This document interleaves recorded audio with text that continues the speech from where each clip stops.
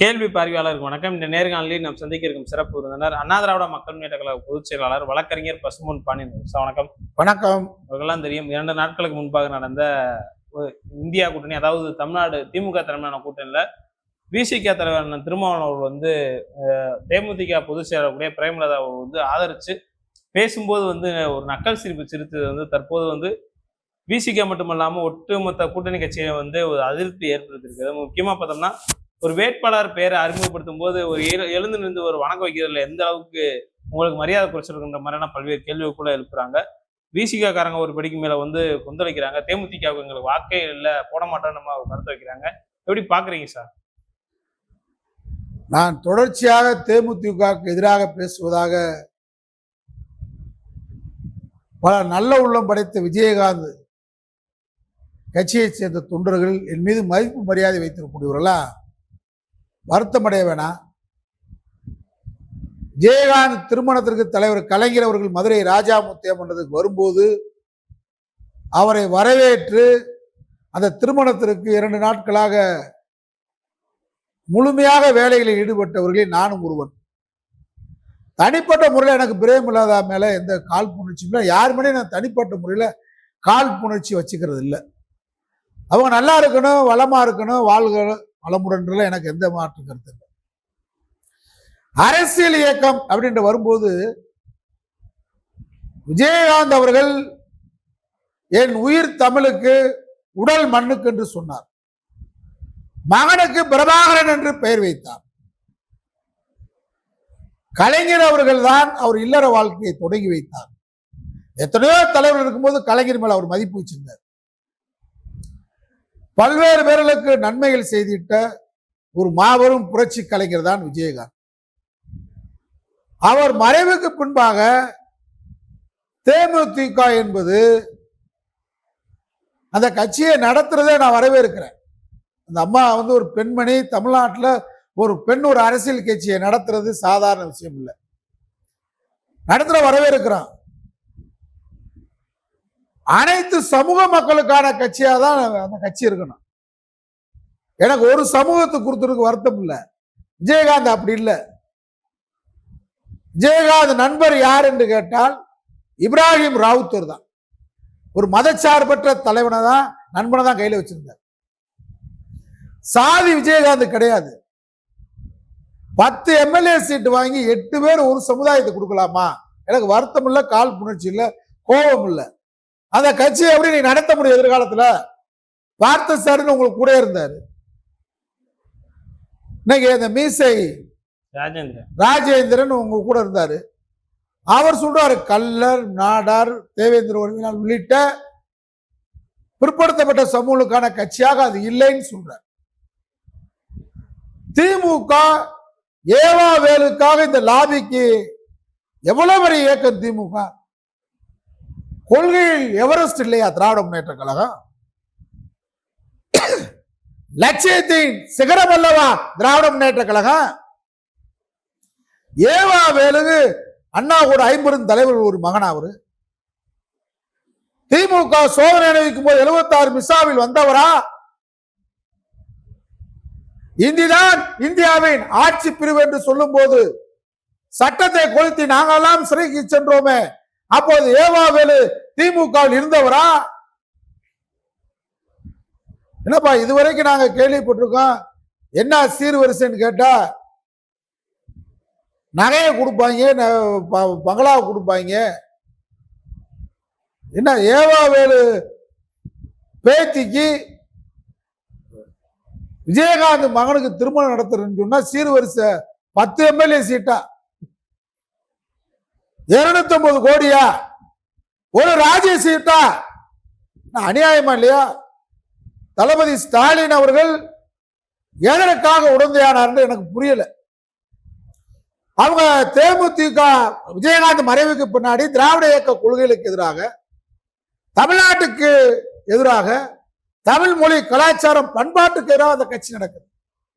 நம்மளாம் திருப்பரங்குன்றம் மலையில தீபம் ஏற்றி தகராறு செய்வதற்கு RSS அமைப்பு தூண்டிய நேரத்தில் இந்த அம்மா வந்து என்ன சொல்றாங்க? திமுக தவறான தீர்ப்பு கட்டுப்பட மாட்டேங்குது.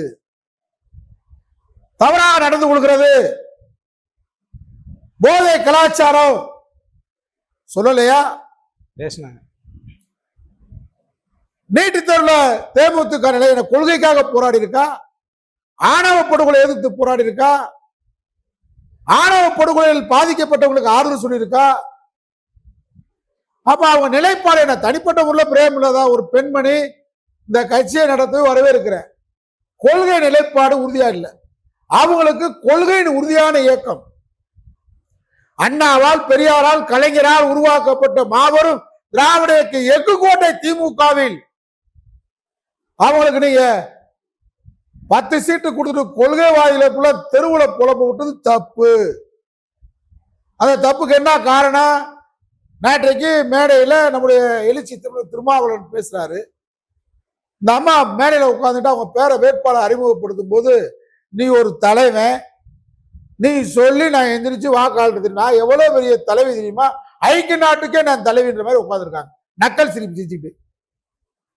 அப்போ உங்க மனதில் என்ன இருக்கு? நான் சாதியால் உயர்ந்தவள், மனதில் சொல்லக்கூடிய அந்த சாதியால், வர்ணத்தால் நான் உயர்ந்தவள்,